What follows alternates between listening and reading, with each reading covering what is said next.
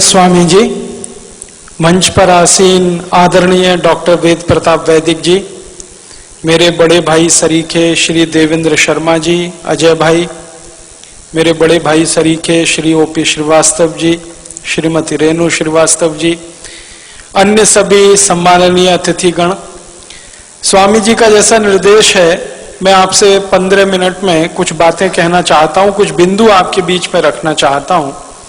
स्वदेशी से स्वावलंबी भारत, ये बात हमें आजादी के 60 साल के बाद कहने की क्या जरूरत है, क्योंकि ये बात तो लोकमान्य तिलक आजादी के पहले कहा करते थे। लोकमान्य तिलक सन 1905 में यही बात पर जगह जगह वर्कशॉप, सेमिनार, सिंपोजियम्स किया करते थे, स्वदेशी से स्वावलंबी भारत।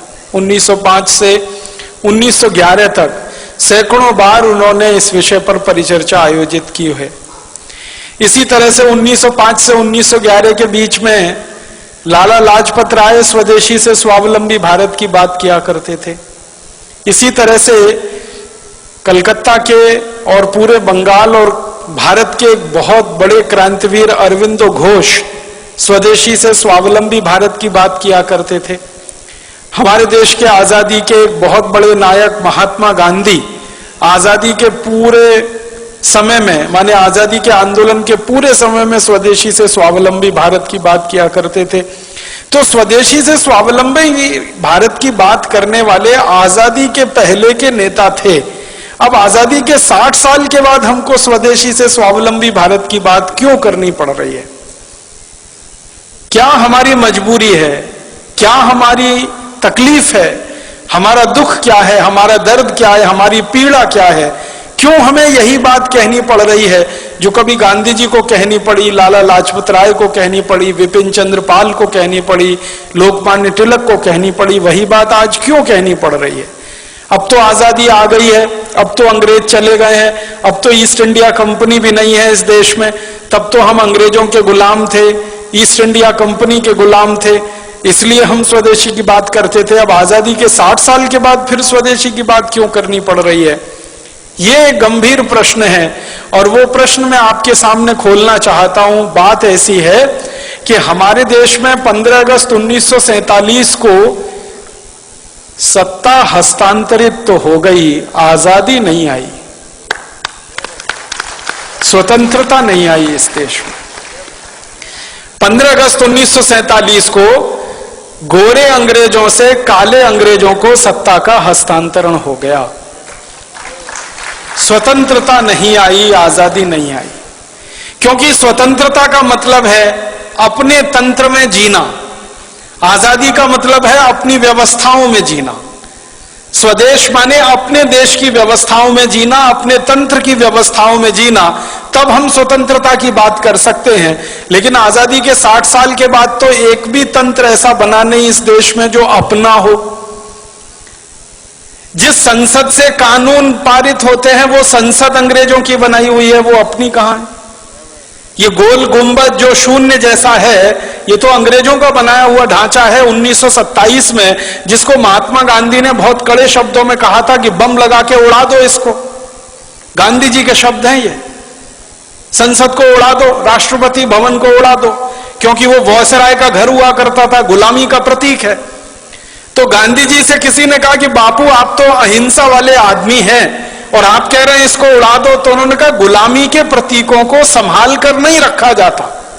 कोई देश दुनिया में ऐसा नहीं है जो अपनी गुलामी के दौर के प्रतीकों को साज कर, संवार कर, धोकर और पोंछ कर रखता। हमने रखा हुआ है। हमारा तंत्र जो संसद हमने बनाई है, दुर्भाग्य से जिसको हम संसदीय लोकतंत्र कहते हैं, ये तो अंग्रेजों का सिस्टम है पूरा का पूरा, जिसको इंग्लैंड में वेस्टमिनिस्टर सिस्टम कहा जाता है, उसको हमने दुर्भाग्य से पार्लियामेंट्री डेमोक्रेटिक सिस्टम कहना शुरू कर दिया, जो कहीं से भी पार्लियामेंट्री नहीं है और कहीं भी डेमोक्रेटिक नहीं। आजादी आई नहीं है, स्वतंत्रता मिली नहीं है। बस इतनी ही स्वतंत्रता और आजादी है जो मैं आपसे कह रहा था कि पहले गोरे अंग्रेजों का शासन चलता था, अब काले अंग्रेजों का शासन चलता है। व्यवस्थाएं सबकी सब वही हैं, कानून सबके सब वही हैं, नीतियां सबकी सब वही हैं, सब कुछ अंग्रेजों के जमाने का आज भी चल रहा है इस देश में। इसलिए हमको आज भारत स्वाभिमान की तरफ से स्वदेशी की बात फिर करनी पड़ रही है, क्योंकि सब कुछ अधूरा है 15 अगस्त 1947 के बाद। मैं आपको बहुत दुख के साथ एक बताना चाहता हूं, अंग्रेजों ने भारत को गुलाम बनाया और भारत जैसे 50 देशों को गुलाम बनाया। उनमें से कुछ देश हैं जैसे कनाडा है, ऑस्ट्रेलिया है, न्यूजीलैंड है, ये एक ग्रुप के देश हैं। भारत है, पाकिस्तान है, बांग्लादेश है, ये दूसरे ग्रुप के देश हैं। मॉरिशस है, श्रीलंका, ये तीसरे ग्रुप के देश हैं। ये ग्रुपिंग किस तरह की है? अंग्रेजों ने 3 तरह के देश गुलाम बना के रखे थे। एक देश को अंग्रेज कहा करते थे self governing colonies. Self governing colonies में ये था कनाडा, ऑस्ट्रेलिया, न्यूजीलैंड, ये अंग्रेजों का गुलाम था, लेकिन इनकी कैटेगरी थी सेल्फ गवर्निंग कॉलोनीज। माने वो देश कुछ कुछ अपने हित के कानून खुद भी बना सकते थे, लेकिन ज्यादा कानून अंग्रेज बनाते थे। दूसरे ग्रुप में श्रीलंका, मॉरिशस जैसे देश थे, जिनको क्राउन कॉलोनीज कहा जाता था उस जमाने में। क्राउन कॉलोनीज में श्रीलंका था, मॉरिशस था, ये सूरीनाम वगैरह ये देश थे। और तीसरा था डिपेंडिंग कॉलोनीज, उनमें भारत, पाकिस्तान वगैरह वगैरह थे। डिपेंडिंग कॉलोनीज सबसे खराब गुलामी का ढांचा था, सबसे खराब गुलामी का। उसमें क्या होता था कि आपको अपने हाथों, अपने देश के लिए, अपनी व्यवस्थाओं के लिए कुछ भी करने का अधिकार ही नहीं है, सब कुछ अंग्रेजों के पास है, आप तो उनके पूरे डिपेंडेंट हैं। तो वो हम डिपेंडेंट अंग्रेजों के हो गए क्योंकि हमारे यहां गुलामी आ गई और वो हमारी कुछ छोटी मोटी गलतियों से आ गई। ईस्ट इंडिया कंपनी यहां व्यापार करने के लिए घुस गई। एक राजा था जहांगीर, उसने आगा न देखा न पीछा, लाइसेंस दे दिया व्यापार करने का। जैसे आजकल हमारे नेता विदेशी कंपनियों को व्यापार करने के लाइसेंस दे देते हैं थोड़े से पूंजी के लालच में कि विदेशी पूंजी आएगी, थोड़ी विदेशी पूंजी आएगी। इन मूर्ख नेताओं को यह नहीं मालूम है कि बाहर के बोतल के दिए हुए खून से कोई मरीज जिंदा नहीं बचता। अगर किसी व्यक्ति का खून बनना बंद हो जाए, अगर किसी देश में पूंजी का उत्पादन होना बंद हो जाए, तो बाहर की पूंजी लाकर किसी देश का विकास नहीं हो सकता। जैसे किसी मरीज के शरीर में खून बनना बंद हो जाए, तो बोतल का खून चढ़ाकर कितने दिन जिंदा रखेंगे आप उस मरीज को? आखिर उसको आज नहीं तो कल अपना खून बनाना ही पड़ेगा, तभी वो जिंदा रहेगा। वैसे ही पूंजी की जरूरत है तो पूंजी उत्पादन का तरीका बढ़ाना पड़ेगा, बनाना पड़ेगा, न कि ये कि हम भीख मांग के हमेशा पूंजी लाएंगे। तो विदेशी पूंजी पर आधारित ये देश बनाने के चक्कर में सारे दरवाजे खोल दिए। आजादी मिलने के 50 साल भी पूरे नहीं हुए, सारे दरवाजे फिर खुल गए। फिर से विदेशी कंपनियों का स्वागत है, ग्लोबलाइजेशन है, लिबरलाइजेशन है, प्राइवेटाइजेशन है, हजारों कंपनियों को बुलाया जा रहा है। हर एक क्षेत्र में उनको व्यापार करने का लाइसेंस दिया जा रहा है। जिन जिन क्षेत्रों में हम व्यापार करते थे अच्छा, वहां भी उनको बुलाया जा रहा है। पानी बेचने के लिए विदेशी कंपनियां आ गई, आलू का चिप्स बेचने के लिए आ गई, टमाटर की चटनी बेचने के लिए आ गई, आम का अचार बेचने के लिए विदेशी कंपनियां आ गई, डबल रोटी, पाव रोटी बेचने के लिए, अंडरवियर, बनियान बेचने के लिए विदेशी कंपनियां, क्रीम पाउडर, लिपस्टिक बेचने के लिए विदेशी कंपनियां। साधारण सी छोटी छोटी चीजों से लेकर हर बड़ी चीज तक सब कुछ विदेशी बेचेंगे इस देश में, ऐसा माहौल बनाया जा रहा है। और उसी में जीएम फूड वाली विदेशी कंपनियों के लिए भी लाइसेंस दिए जा रहे हैं और उनको भी यहां बुलाया जा रहा है। जिनको बुलाने को दुनिया का कोई देश तैयार नहीं है, उनको भारत सरकारें दरवाजा खोल के बुला रही हैं, आइए हमारे यहां, जो करना है करिए, बस थोड़ा सा हमको पूंजी निवेश की जो जरूरत है उसमें पूर्ति होती रहे, थोड़ा टैक्स मिलता रहे और नेताओं को वाइंडिंग अप चार्जेस मिलते रहे, रिश्वत मिलती रहे, घूस मिलती रहे। हर विदेशी कंपनी के लिए दरवाजा खुला है। ऐसा लगता है कि भारत कोई खैराती धर्मशाला हो गया है जिसमें हर एक के लिए दरवाजा खुला है, सबको बुलने आने की खुली छूट है। अभी थोड़े दिन पहले हम जिनको भगा रहे थे भारत छोड़ो, अब उनको बुला रहे हैं वापस आओ। 1942 में महात्मा गांधी का नारा था इस देश में, क्रांतिकारियों का नारा था क्विट इंडिया, छोड़ो भारत। अब हमारे देश के प्रधानमंत्री और मुख्यमंत्रियों का नारा है निट इंडिया, वापस आओ, KNIT, फिर जुड़ जाओ हमारे देश से। तो इतनी बेशर्म हमारे देश में नेतागिरी आई है, क्योंकि मैंने पहले ही कहा कि ये गोरे अंग्रेजों की जगह काले अंग्रेजों ने ले ली है। दिल दिमाग उनका वैसे ही चलता है जैसे अंग्रेजों का चलता था। आज हमारा देश दुर्भाग्य से पूरा का पूरा खतरे में है, क्योंकि ऐसे नेता देश में कुर्सी पर काबिज हैं जो हर क्षेत्र में विदेशी कंपनियों को बुला रहे हैं। उन्होंने इतिहास से सबक नहीं सीखा है कि एक गलती जहांगीर ने की थी जिसकी सजा पूरे देश ने 200 साल भुगती थी। अब लग रहा है कि जहांगीर ही जहांगीर पैदा हो गए हैं। मुझे तो कई बार ये व्यंग में कहने को मन करता है, जहांगीर मरा नहीं है, उसी की आत्मा हमारे देश के नेताओं में प्रवेश कर गई है। जो देखो विदेशी कंपनी को लाने के लिए विदेश जा रहा है, लाल कालीन बिछाकर उनका स्वागत कर रहा है। हमारा देश ऐसा हो गया। अब विदेशी कंपनियां घुस गई, हजारों हजारों की संख्या में घुस गई। इन कंपनियों ने जिंदगी के हर क्षेत्र पर कब्जा कर लिया। सवेरे आप सोकर उठें तो आपका टूथपेस्ट, बाथरूम में जाएं तो शेविंग किट्स, फिर नहाएं तो उसके बाद साबुन, फिर कपड़ा धोएं तो उसके साबुन, फिर बाहर निकलें तो कपड़े पहने, जूते पहने, चप्पल पहने, क्रीम पाउडर लिपस्टिक इस्तेमाल करें, सब कुछ विदेशी। सवेरे से शाम तक, रात को सोने जाए तो मच्छर भगाने वाली अगरबत्ती भी विदेशी, और जिस मच्छरदानी में सोए वो मच्छरदानी विदेशी, जिस बिस्तर पे सोए उसका गद्दा विदेशी, गद्दे के ऊपर चादर विदेशी, सब कुछ विदेशी हो गया। 50 साल पहले तक इस देश में स्वदेशी स्वदेशी स्वदेशी स्वदेशी मंत्र हुआ करता था।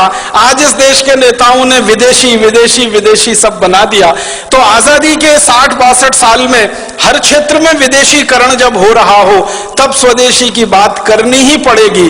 और आजादी के 60-62 सालों में जब हर क्षेत्र में परावलंबन बढ़ रहा हो तो हमें फिर स्वावलंबन की बात करनी ही पड़ेगी। इसलिए स्वदेशी से स्वावलंबन की बात आज हमें करनी पड़ रही है। मैं आपको एक बहुत खराब बात कहना चाहता हूं, लेकिन वो आपको जानना जरूरी है एक सच के रूप में। हमारे देश में आजादी जब आने के लिए आंदोलन चल रहा था, संघर्ष चल रहा था, तो नेताओं के 2 वर्ग थे। एक वर्ग था नेताओं का जो ये कहता था संपूर्ण आजादी चाहिए और अपनी शर्तों पर चाहिए, क्योंकि कोई भी देश दूसरे देश को गुलाम बनाए ये उसके संवैधानिक अधिकार का हनन है। किसी भी देश को गुलाम बनाना किसी भी सभ्यता में, किसी भी संस्कृति में, किसी भी समय में परमिसिबल नहीं है, उसकी अनुमति नहीं है। तो एक वर्ग था देश में नेताओं का, जिनमें लाला लाजपत राय, विपिन चंद्र पाल, लोकमान्य बाल गंगाधर तिलक, अरविंदो घोष, भगत सिंह, ऊधम सिंह, चंद्रशेखर आजाद, सुभाष चंद्र बोस, अशफाक उल्लाह, राम प्रसाद बिस्मिल, ये सब क्रांतिकारियों की एक लंबी सूची है जो ये मानते थे कि आजादी चाहिए, स्वतंत्रता चाहिए और हमारी शर्तों पर चाहिए, अंग्रेजों की शर्तों पर नहीं। लेकिन इसी देश में एक दूसरा वर्ग था नेताओं का जो ये कहता था कि ना आजादी चाहिए ना स्वतंत्रता चाहिए, हमको तो अंग्रेजों की साठगांठ करके सरकार चाहिए। ना आजादी चाहिए ना स्वतंत्रता चाहिए, अंग्रेजों के साथ कुछ दोस्ती हो जाए, एक खराब शब्द है कोलिशन बन जाए अंग्रेजों के साथ, गवर्नमेंट हो जाए हमारी। एक नेताओं का वर्ग ऐसा भी था जिसके नेता थे पंडित मोतीलाल नेहरू, जिसके नेता थे फिरोज शाह मेहता, जिसके नेता थे सुरेंद्रनाथ बनर्जी, जिसके नेता थे सुरेंद्रनाथ सेन। ये नेताओं का एक वर्ग था जो ये कहता था अंग्रेजों से गठजोड़ करके किसी तरह भारत में एक ऐसी सरकार बने जिसमें पंडित मोतीलाल नेहरू और उनके सहयोगी मंत्री हो जाएं और अंग्रेजों का प्रधानमंत्री रहे, ये उसके नीचे मंत्री रहे, बस देश में चलता रहे। आजादी की क्या मतलब, स्वतंत्रता का क्या मतलब। तो एक वर्ग था ऐसे नेताओं का जो अंग्रेजों से गठजोड़ करके सरकार बनाना चाहता था, और एक वर्ग था ऐसे नेताओं का जो संपूर्ण आजादी और स्वतंत्रता लाना चाहता था। दुर्भाग्य क्या हुआ, जब यह देश आजाद हुआ तो जिस नेता के हाथ में यह कमान गई या जिन नेताओं के समूहों के हाथ में देश की आजादी की कमान गई, वो वही थे जो अंग्रेजों के साथ मिलकर किसी तरह देश में सत्ता और गठजोड़ करना चाहते थे। तो मानसिकता अंग्रेजियत वाली थी। तो आजादी मिलते ही उन्होंने देश में वो कुछ भी नहीं किया जो होना चाहिए था आजादी के तुरंत बाद। हमारी भाषा विदेशी हो गई क्योंकि हम गुलाम थे। आजादी आई तो भाषा स्वदेशी होनी चाहिए, वो नहीं हो पाई। हमारी भूषा विदेशी हो गई थी जो आजादी के पहले थी, हमारी भूषा स्वदेशी होनी चाहिए थी, वो नहीं हो पाई। हमारा भोजन विदेशी हो गया था अंग्रेजों के समय में, अंग्रेजों के बाद हमारा भोजन स्वदेशी होना चाहिए था, वो नहीं हो पाया। हमारा भजन विदेशी हो गया था अंग्रेजों के जमाने में, वो भजन स्वदेशी होना चाहिए था, वो भी नहीं हो पाया। ना भाषा बदली, ना भूषा बदली, ना भोजन बदला, ना भजन बदला। और तो और भेषज हमारी औषधि जो पूरी स्वदेशी होनी चाहिए थी आयुर्वेद आधारित, वो पूरी की पूरी अंग्रेजियत आधारित एलोपैथी में चला गया। माने आजादी के बाद बदला कुछ नहीं, ना भाषा, ना भोजन, ना भूषा, ना भेषज, ना भजन, कुछ नहीं बदला। बदला क्या? एक ही चीज बदली, माउंटबेटन की जगह पंडित जवाहरलाल नेहरू, माउंटबेटन की जगह उनके मंत्रिमंडल के XYZ, और कुछ नहीं बदला इस देश में, सबका सब वैसे का वैसा ही रहा। हमारे देश में संविधान सभा बनाई गई, संविधान सभा में बार बार बहस हुई भाषा के सवाल पर, लेकिन उस मामले को पीछे लटकाया गया।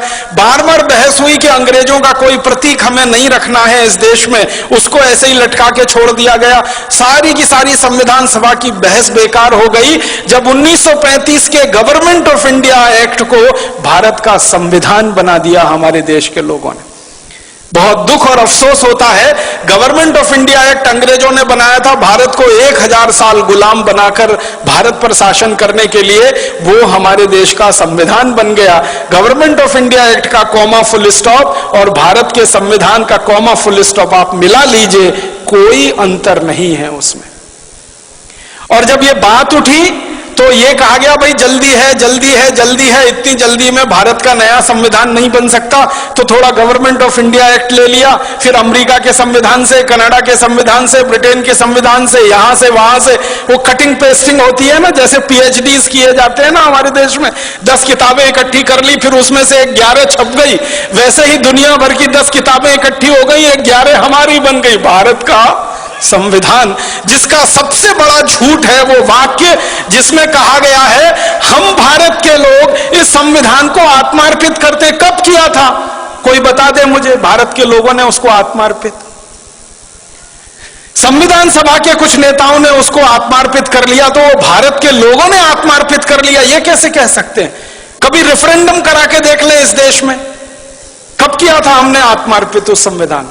कानून अंग्रेजों ने बनाए 34,735 हिंदुस्तान को गुलाम बनाने के लिए, सारे के सारे कानून बिना कोमा फुल स्टॉप के आज भी चल रहे हैं। इंडियन पुलिस एक्ट अंग्रेजों का बनाया हुआ, इंडियन सिविल सर्विसेज एक्ट अंग्रेजों का बनाया हुआ, इंडियन पीनल कोड अंग्रेजों का बनाया हुआ, क्रिमिनल प्रोसीजर कोड अंग्रेजों का बनाया हुआ, सिविल प्रोसीजर कोड अंग्रेजों का बनाया हुआ, और तो और इंडियन एविडेंस एक्ट अंग्रेजों का बनाया हुआ, इंडियन सिटीजनशिप एक्ट, हम भारत के नागरिक हैं नहीं है ये भी अंग्रेज तय करके गए हैं। उस कानून के आधार पर हम भारत की नागरिकता पाते हैं या नागरिक हो पाते हैं।